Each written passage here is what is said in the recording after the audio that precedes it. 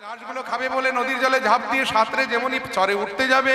এখন গরু তো জানে না যে চরটা ভালো করে শুকায়নি, ওখানে এখনো পাক মানে কাদা আছে। সামনের পা দুটো সবে পাকে দিয়েছে, অমনি পা দুটো গরুর দেহের ভারে পাকে পুঁতে গেছে, এগোতেও পারছে না, পিছোতেও পারছে। অনেক চেষ্টা করে গরু যখন ওখান থেকে উঠতে পারলো না, নাগালের মধ্যে যে কটা ঘাস পেয়েছে সেগুলো কিঞ্চিত সেবা করে দাঁড়িয়েছে। এদিকে নদীর ওপারে দাঁড়িয়ে একটা হিংস্র বাঘ অনেকক্ষণ ধরে গরুটাকে দেখছে আর মনে মনে ভাবছে, আহা আজ বেশ একটা সুস্বাদু আহার পেয়েছি, জমি আহার করা যাবে। এই বলে বাঘ গরুটাকে খাবে বলে নদীর জলে ঝাঁপ দিয়ে বাঘ ও সাঁতরে যেই চরে উঠতে যাবে, এখন বাঘও তো জানে না যে ওখানে পাক আছে।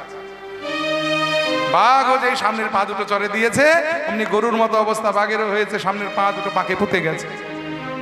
বাঘের গায়ে তার শক্তি কম নেই, সমস্ত শক্তি প্রয়োগ করে ওখান থেকে উঠবার চেষ্টা করছে, যত চেষ্টা করছে তত বেশি করে পুঁতে যাচ্ছে। অবশেষে অনেক চেষ্টা করবার পরে বাঘ যখন ওখান থেকে উঠতে পারলো না, এবারে কিন্তু বাঘের মনে ভয় এসে গেছে। কেন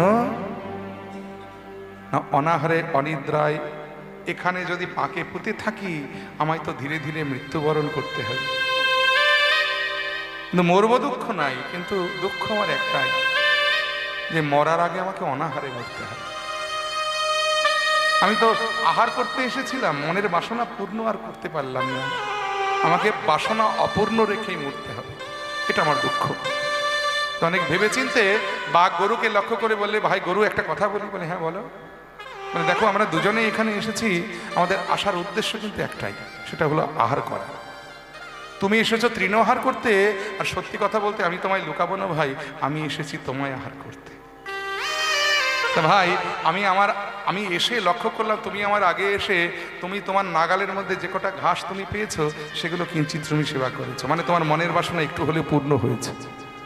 একই জায়গায় একই পরিস্থিতিতে আমরা দুজন পড়ে আছি, তুমিও মরবে আমিও মরবো। তোমার তো মনের বাসনা মৃত্যুর আগে পূর্ণ হলো, আমার তো হলো না ভাই। তা তুমি যদি আমায় একটু সাহায্য করো, আমি একটুখানি হলে মনের বাসনা পূর্ণ করতে পারি। বলে কি সাহায্য? বলে বেশি কিছু নয়, ওই তুমি তোমার গলাটা শুধু আমার দিকে একটু বাড়িয়ে দেবে, আর আমি তোমায় পুরোটা খেতে না পারি, অন্তত একটুখানি তোমায়, তো মানে তাতে আমার পেট ভরবে না হয়তো, কিন্তু মনের বাসনা একটু হলেও তো পূর্ণ হবে।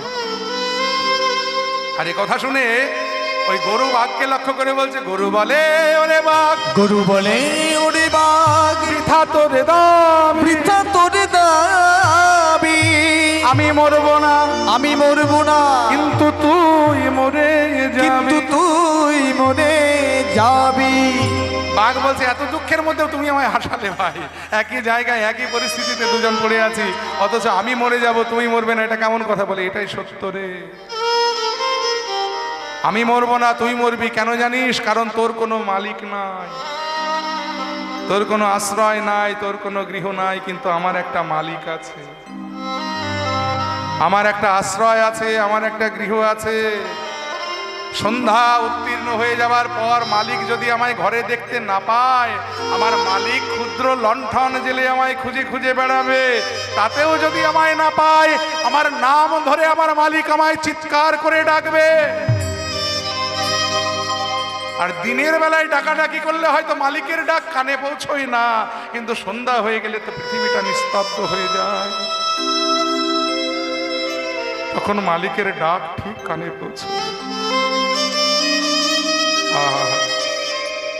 এক ছোট্ট বালক পিতার হাত ধরে হাটে গেছে, হাটের ভিড়ে কখন যেন পিতাকে হারিয়ে ফেলেছে, আর পিতাকে খুঁজছে আর কাঁদছে হাটময় ঘুরে ঘুরে। একজন বৈষ্ণব ঠাকুর বলে, বালক কাঁদছো যে? বলে দেখো না, পিতার হাত ধরে হাটে এসেছিলাম, কখন যেন পিতাকে হারিয়ে ফেলেছি, তাই তো খুঁজছি আর কাঁদছি।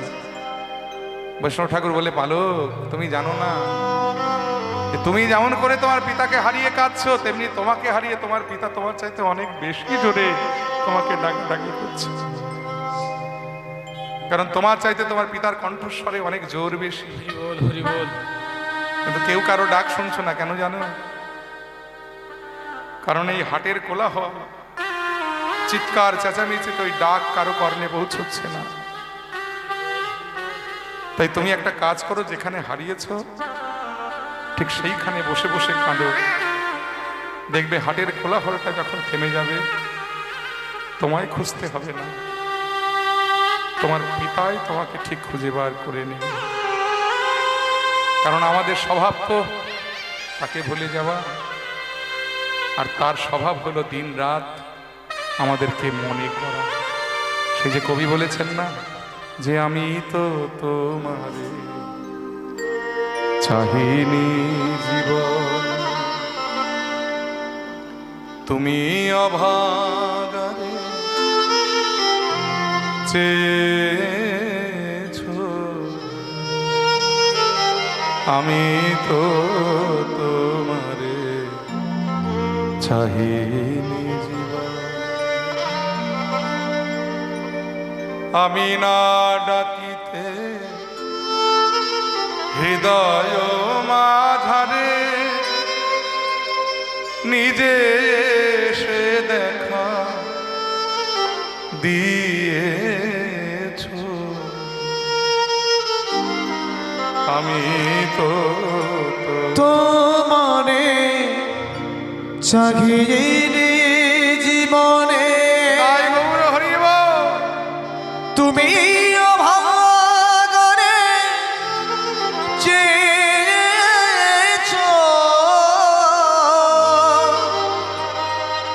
আমি তো তোমারে জীবনে, চির আদরের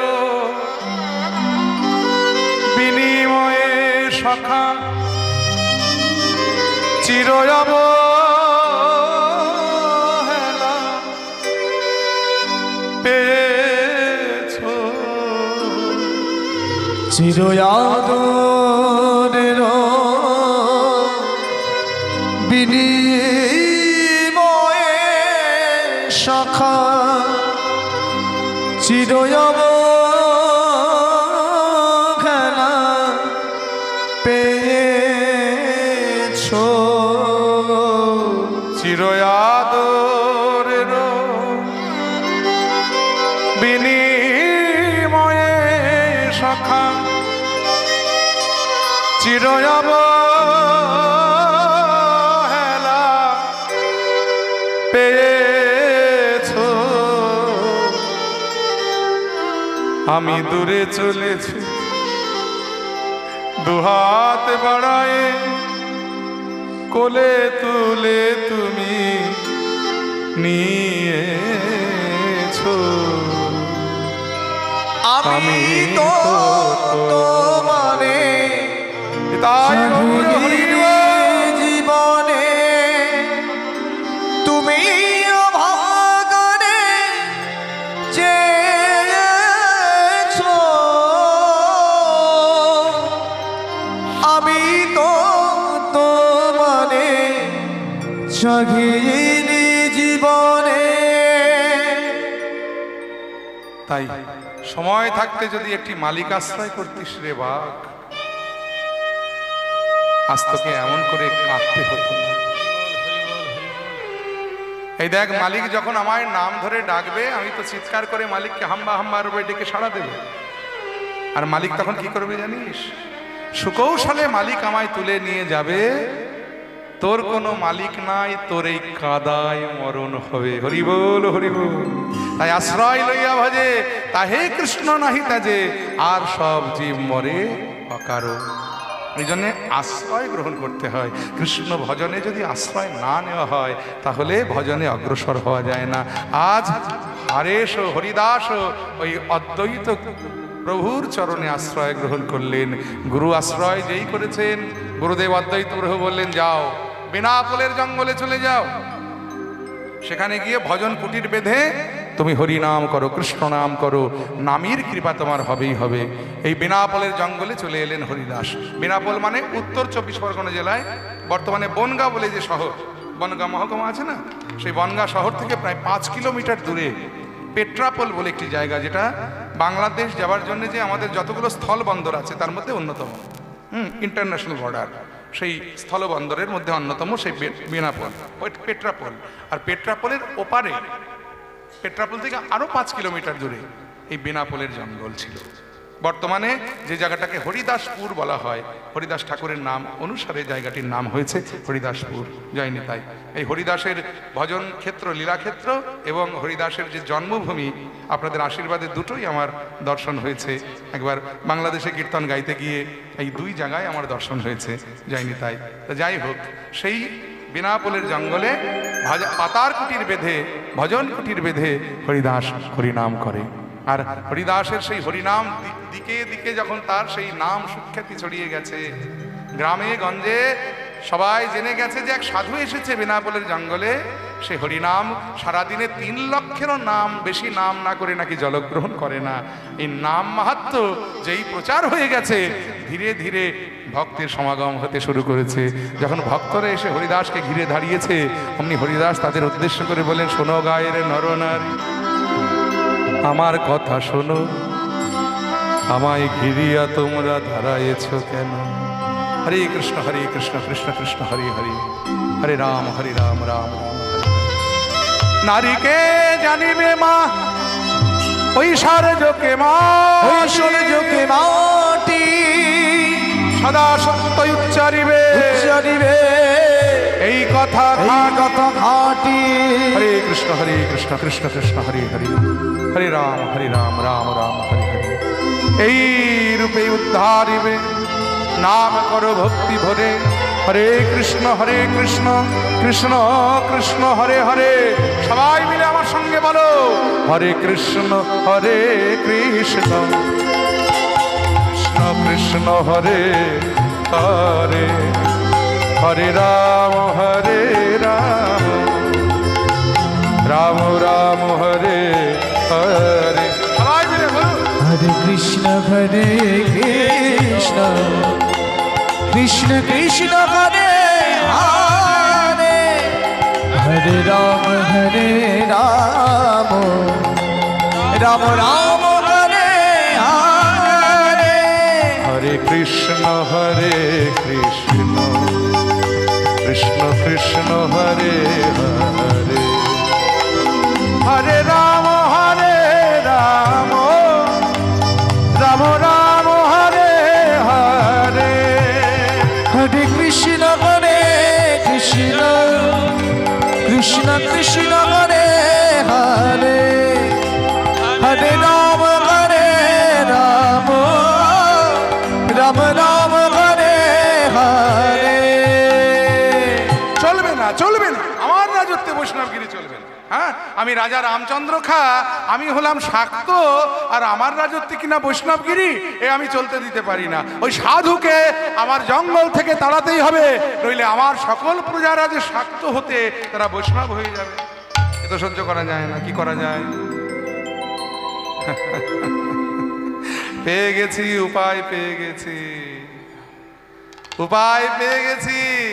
ওই যে দেবরাজ ইন্দ্র যেমন করে মেনকাকে পাঠিয়ে বিশ্বামিত্রের ধ্যান ভেঙেছিল, তেমনি আমার কাছে আছে লক্ষ্য হীরা। এই লক্ষ্য হীরাকে পাঠিয়ে আমি যদি সাধুকে ভণ্ড বলে প্রমাণ করতে না পারি, তাহলে আমার নামই রাজা রামচন্দ্র খা নয়। বেনাপোলের জমিদার রাজা রামচন্দ্র খা, তিনি ছিলেন শাক্ত। তিনি এই হরিদাসের এই কার্যকলাপ কিছুতেই মেনে নিতে পারলেন না। তাই হরিদাসকে এই জঙ্গল থেকে তাড়াবার জন্য তিনি ষড়যন্ত্র করলেন। লক্ষ্য হীরা অর্থাৎ তখনকার দিনে বিখ্যাত একজন বাইজি। এই লক্ষ্য হীরার ভালো নাম ছিল হীরাবাই। তো হীরাবাই থেকে তিনি লক্ষ্য হীরা কি করে হয়েছিলেন জানেন? মানে তখনকার দিনে লক্ষ্য হীরার রূপের এত সুখ্যাতি ছিল, আর তার মিষ্টি কণ্ঠ এবং তার অপূর্ব নৃত্য শৈলী, এগুলো দেখবার জন্যে ওই তাকে 1 লক্ষ স্বর্ণ মুদ্রা উপহার দিতে হতো, যৌতুক দিতে হতো। যেহেতু তিনি 1 লক্ষ স্বর্ণ মুদ্রা নিতেন নাচতে বা গাইবার জন্যে, এই জন্য তার নাম হয়েছিল লক্ষ্য হীরা। রাজা রামচন্দ্র খা তার বাগান বাড়িতে তখন লক্ষ্য হীরাকে রেখে দিয়েছিলেন। এই রাজামশাইকে গান শুনিয়ে আনন্দ প্রদান করতেন এই লক্ষ্য হীরা। রাজা রামচন্দ্র খা যখন লক্ষ্য হীরার কাছে গেছেন, আজকে যেই এসে দাঁড়িয়েছেন, অমনি লক্ষ্য হীরা রাজামশাইকে দেখে মস্করা করে বলে ওঠেন, ও রাজামশাই, এতক্ষণে আমার কথা মনে পড়লো? বুঝেছি, যখন প্রাণ ছিল প্রাণে কত মশলা দিতাম পানে, যখন প্রাণ ছিল প্রাণ কত মশলা দিতাম পানে। এখন কাছে গেলে বলো গো, কাছে গেলে বলো গো, তুমি সর সর মানে মানে। যখন প্রাণ ছিল প্রাণে কত মশলা দিতাম পানে, যখন প্রাণ ছিল প্রাণে।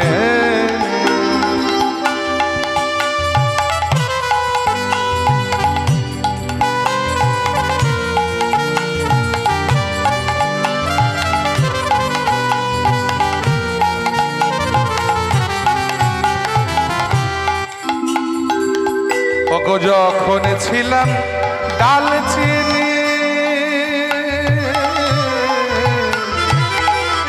মহারাজ যখন ছিলাম ডালচিনি, সেদিন হতে তোমায় চিনি।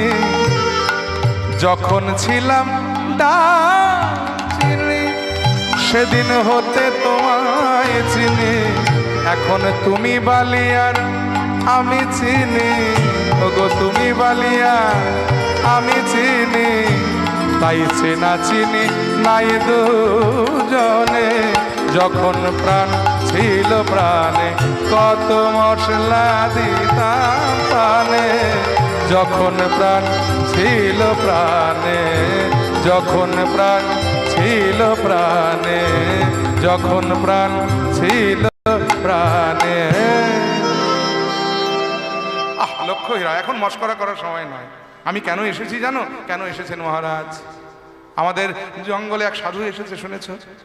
সে নাকি কৃষ্ণ নাম করে সকল প্রজাদেরকে বৈষ্ণব ধর্মে উদ্বুদ্ধ করছে। আচ্ছা লক্ষ্য হীরা, তুমি পারবে না? তোমায় যদি দায়িত্ব দিই, তুমি পারবে না ওই সাধুকে ভণ্ড বলে প্রমাণ করতে? কেন পারবো না মহারাজ? আমার আছে রূপ, আমার আছে যৌবন, আমার আছে নৃত্য, আমার আছে কণ্ঠ। আপনি আমায় 3টি রাত্রি সময় দিন। এই 3 রাত্রির মধ্যে আমি যদি সাধুকে ভণ্ড বলে প্রমাণ করতে না পারি, আমার নামই লক্ষ্য হীরা নয়। সেদিন রাত্রিতে লক্ষ্য হীরা হরিদাসের ভজন কুটিরে এলেন, একেবারে রাজবেশে ভূষিতা হয়ে। বেনারসি পরেছে, ঝলমল করছে পোশাকখানা, হিরে জহরত মণি মুক্ত সোনা গয়না দিয়ে একবারে মুড়ে, পায়ে সোনার নুপুর পরে রুমঝুম করে বাজাতে বাজাতে লক্ষ্য হীরা হরিদাসের ভজন কুটিরে এসে উপস্থিত। হরিদাস তখন নামের মালা হাতে করে হরিনাম করছে। লক্ষ্য হীরা প্রণাম করে বলে, সাধু আমি এসেছি। তুমি এসেছো মা? বসো বসো বসো বসো। মাগো, ব্রত যে নিয়েছি 3 লক্ষ হরিনাম করে জলগ্রহণ করি না, আমার তো নামের সংখ্যা এখনো পূরণ হয়নি। তুমি বসো, আমার নামের সংখ্যা পূরণ হোক, আমি নিশ্চয় তোমার কথা শুনবো। এই লক্ষ্য হীরা বসে রইলেন।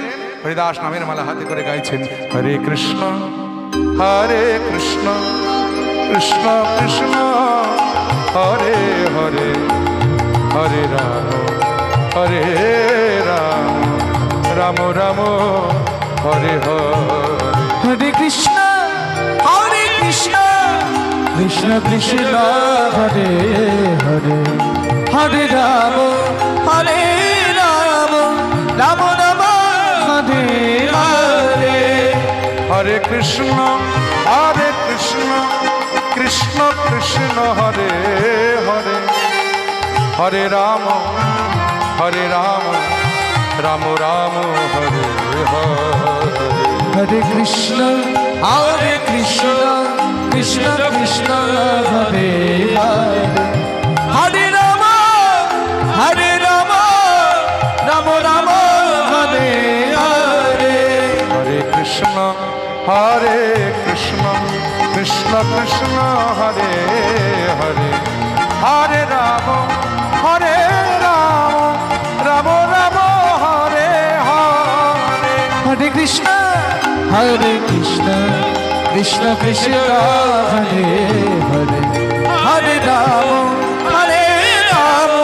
রাম রাম হরে হরে। চমকে উঠেছে লোক, পাখি ডেকে উঠল,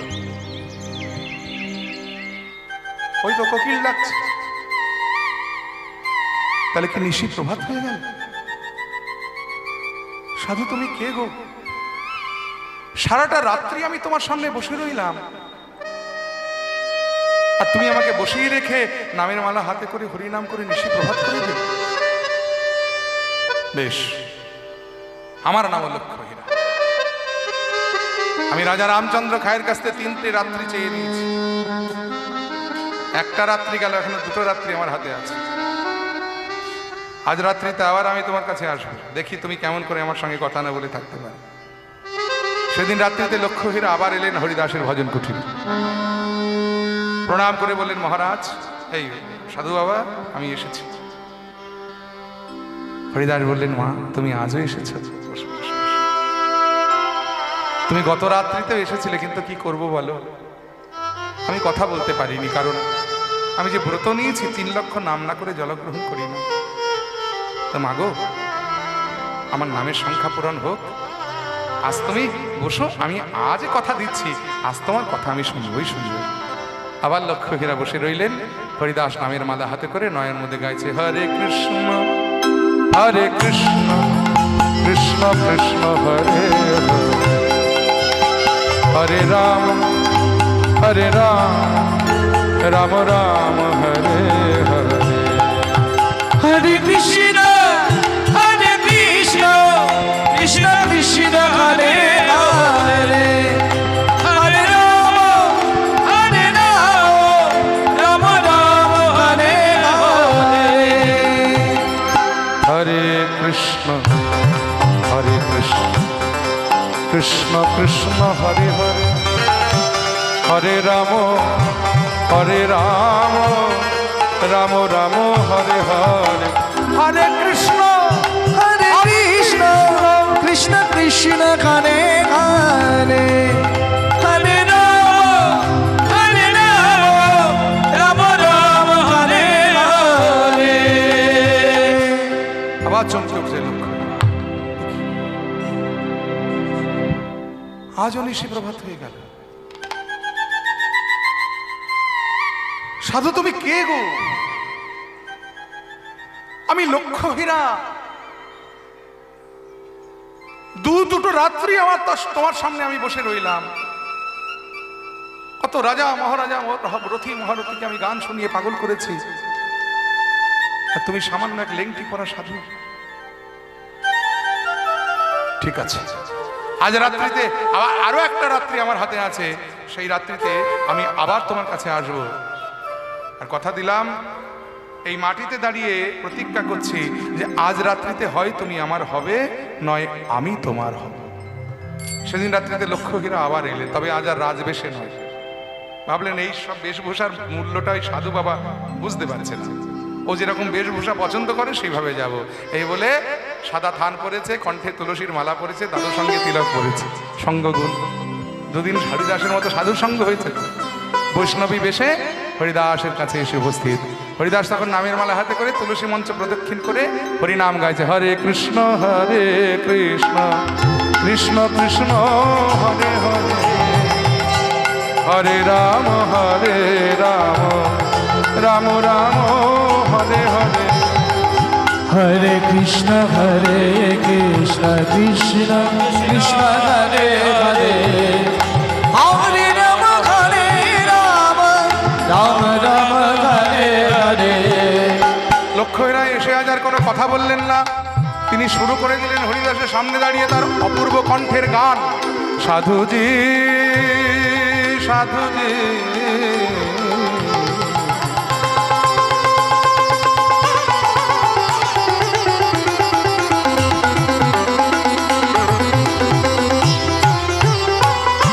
সাধুজি গো একটিবার নয়ন মেলে দেখো আমায়, সাধুজি গো একটিবার নয়ন মেলে দেখো আমায়। তুমি কত সুন্দর তাও কি জানো না, কত সুন্দর তাও কি জানো না। তোমায় দেখে নয়ন মুগ্ধ আমার, হরে কৃষ্ণ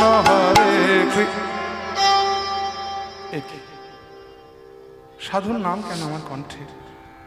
আমি তো এ গান গাইতে আসিনি। না না না না না, আমায় হারলে চলবে না, আমি আমার গান গাইব। এই বলে লক্ষ্মীরা আবার গাইলেন, আমায় নিয়ে খেলা করো সাধুজি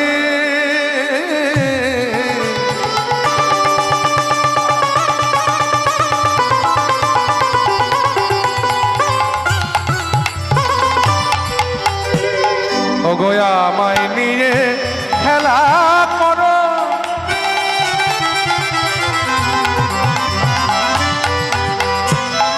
দিবা বিভাবনী আমায় নিজে খেলা করো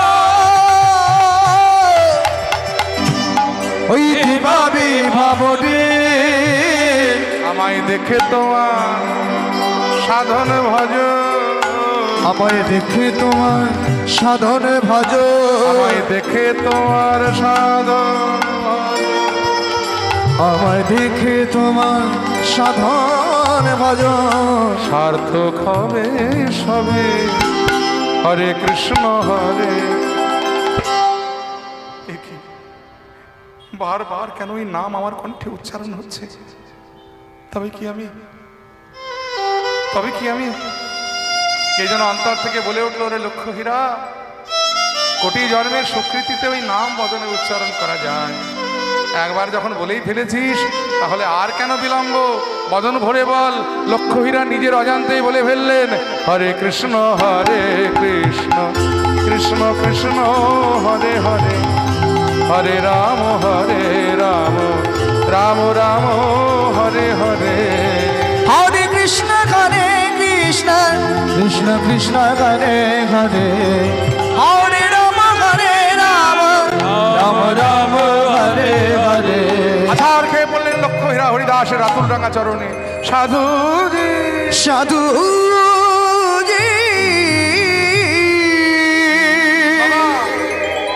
আমায় ক্ষমা করে দাও, আমি বুঝতে পারিনি, তোমায় চিনতে পারিনি। রাজা রামচন্দ্র খায়ের কথায় আমি তোমায় নষ্ট করতে এসেছিলাম 3টে রাত্রি, কিন্তু আমি বুঝিনি তুমি এত বড় মহাত্মা। আমায় তোমার চরণে স্থান দাও, তোমার চরণে আমায় আশ্রয় দাও। ওঠো মা ওঠো। কে বলে তুমি পতিতা, কে বলে তুমি গণিকা? কৃষ্ণনাম যে করে তার আবার কোনো জাত থাকে নাকি গো? তার একটাই পরিচয়, সে বৈষ্ণব অথবা বৈষ্ণবী। মাগো, 3 দিন আগেই রাজা রামচন্দ্রের কার সাজি অন্তরে জানতে পেরে আমি চলে যেতেই পারতাম এই জঙ্গল ছেড়ে, কিন্তু যাইনি। কেন জানো? কারণ এই বন্ধা ভূমিতে ফসল ফলাবো বলে, গণিকাকে বৈষ্ণবী করব বলে। মাগো, এই কুটিরটার বড় মায়ায় পড়ে গিয়েছিলাম। আমার তো মায়া মানায় না। আজ থেকে কুটিরের উত্তরসূরি তোমায় পেয়ে গেলাম, এই কুটিরটা আমি তোমায় দিয়ে গেলাম। তুমি এই ভজন কুটিরটাকে রক্ষা করো মা। আমি চললাম আমার গুরুদেবের দর্শনে। অনেক দিন গুরু দর্শনে যাওয়া হয় না, তাই আমি চললাম গুরু দর্শনে। গণিকা লক্ষ্য হীরা হরিকা লক্ষ্য হীরা হইলে পরম মহান্তি, কোটি কোটি ভক্ত ভক্ত তারে দর্শনে জানতি। এই হরিদাস লক্ষ্য হীরার উপরে ভজন কুটিরের দায়িত্ব দিয়ে অমনি চললেন ওই নদিয়ার পাতালো করে ওই গুরু দর্শনে শান্তিপুরের উদ্দেশ্যে। শান্তিপুরে এসে অমনি গুরুদেবের শ্রীচরণ প্রণাম করে গুরুদেবের সামনে যেই দাঁড়ালেন, গুরুদেব অদ্বৈত প্রভু বলে, হরিদাস কেমন আছো? গুরুদেব, মন যে বড় বিক্ষিপ্ত। কেন? তার কৃপা কি আমার হবে না? হবে গো, হবে। সময় হলে নিশ্চয় হবে। অধৈর্য হয়েও না, নাম করো। আর তোমায় বেনাপোলে যাওয়ার দরকার নেই, তুমি আমার কাছেই থাকো। এই তো এখান থেকে বেশি দূরে নয়, ফুলিয়া। ওই ফুলিয়ার কৃত্তিবাস শ্রীপাঠ, যিনি রামায়ণ রচনা করেছিলেন বাংলায়, সেই কৃত্তিবাস, সেই কৃত্তিবাসের শ্রীপাঠের পাশে তুমি ওখানে বসে হরিনাম করো। হরিদাস ওখানে গেলেন। অমনি হরিদাস ওই কৃত্তিবাসের শ্রীপাঠের পাশে একটা গুফা, সেই গুফার মধ্যে বসে বসে হরিনাম করেন। ভক্তের সমাগম হতে লাগলো। সবাই দেখলেন, এই রে, একেই তো কাজীর পেয়াদারা মেরে গঙ্গার জলে ভাসিয়ে দিয়েছিল, সে তো বেঁচে আবার হরিনাম করছে। সবাই বলা বলি করতে লাগলো, মরা হরিদাস আবার বেঁচে উঠেছে, মরা হরিদাস আবার বেঁচে উঠেছে, মরা হরিদাস বেঁচে উঠেছে। খবর পৌঁছে গেল পাণ্ডু আর কাজী গোড়াই কাজীর কানে। কাজী সাহেব এলেন, দেখলেন সত্যই তার পেয়াদারা যাকে মেরে গঙ্গার জলে ভাসিয়ে দিয়েছিল সেই ছেলেটি সে উনি বেঁচে উঠে বসে বসে হরিনাম করছে। আছাড় খেয়ে পড়লেন কাজী সাহেব হরিদাসের রাতুল রাঙা চরণে, আর চরণ দুটি জড়িয়ে ধরে বললেন, আমি তোমায় চিনতে পারিনি, বুঝতে পারিনি, আমি মুলুকপতি, আমি গোড়াই কাজী, আমি এই মাটিতে দাঁড়িয়ে তোমায় আদেশ করছি, যত্র তত্র করিবে তুমি, যত্র তত্র করিবে তুমি কীর্তন অবিলাস, কীর্তন অবিলাস। তোমার প্রতি এই আজ্ঞা, এই আজ্ঞা শুনো শুনো হরিদাস। আমি তোমায় আদেশ দিলাম, আমি মুলুকপতি, আমি তোমায় আজ্ঞা দিলাম, আজ থেকে কেউ তোমায় বাধা দেবে না, তুমি যত্র তত্র ঘুরে কীর্তন করবে, হরিনাম করবে, কেউ তোমায় বাধা দেবে না। ওদিকে মহাপ্রভু তিনি সেবাসঙ্গনে ভক্তবৃন্দ সঙ্গে নিয়ে কীর্তনের রত। হঠাৎ নিত্যানন্দকে ডেকে বললেন, দাদা শ্রীপাদ। হ্যাঁ বল ভাই। সে এসেছে। কে? যার আশাপথে নয়ন দিয়ে আমরা বসে আছি, যে না এলে নাম প্রেম ধর্ম প্রচার সম্ভব হচ্ছে না, তোমার সঙ্গী হয়েই তো সে নগরে নগরে নাম প্রেম প্রচার করবে। তুমি একা যেটা পারছো না, ওই যে একটু আগে শুনলেন না, জগাই মাধব উদ্ধারে বললো যে শ্রীবাসঙ্গন হতে চলিলা নদিয়ার পথে, সঙ্গেতে হরিদাস লইয়া। নিত্যানন্দ হরিদাসকে সঙ্গে নিয়েই জগতে নাম প্রেম প্রচার করেছিলেন। হরিবল। তাই তাকে চলো আমরা সাদরে অভ্যর্থনা করে নিয়ে আসি। এই বলে অমনি কীর্তনের দলবল নিয়ে খোল করতাল বাজিয়ে হরিনাম করতে করতে গৌর সুন্দর নদিয়ার পথ আলো করে অমনি চলেছেন ফুলিয়ার কীর্তিবার শ্রীপাঠ লক্ষ্য করে। যাবার পথে শান্তিপুর হতে অদ্বৈত প্রভুকে সঙ্গে নিয়ে হরিদাসের সম্মুখে এসে দাঁড়িয়ে বলেন, হরিদাস, হরিদাস। কে? আমি গো, আমি এসেছি তোমায় নিয়ে যাওয়ার জন্য।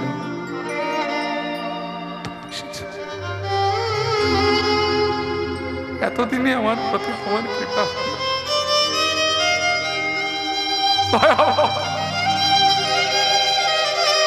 এতদিনে আমায় তোমার মনে পড়লো। আমি তো অনেক আগে আসতে চেয়েছিলাম হরিদাস। আসন্ডরা যখন তোমায় বেত্রাঘাত করছিল তখনই তো আমি আসতে চেয়েছিলাম, সুদর্শনকে আহ্বান করেছিলাম, কিন্তু তোমার কাতর আহ্বান আমাকে যে সুদর্শনকে আমার কাছে আসতে দেয়নি। হরিদাস, আর আমি থাকতে পারলাম না, তোমাকে তোমাকে তাই তো আমি নিয়ে যেতে এসেছি। এসো, আমার কাছে এসো। হরিদাস ছুটে গিয়ে প্রভুর চরণে প্রণাম করে বলে, প্রভু চরণে আশ্রয় দাও। বলে, চরণে নয় হরিদাস, অনেক দিন ধরে তোমার জন্য আমার হৃদয়টা খালি হয়ে আছে, এসো আমার হৃদয়ে এসো।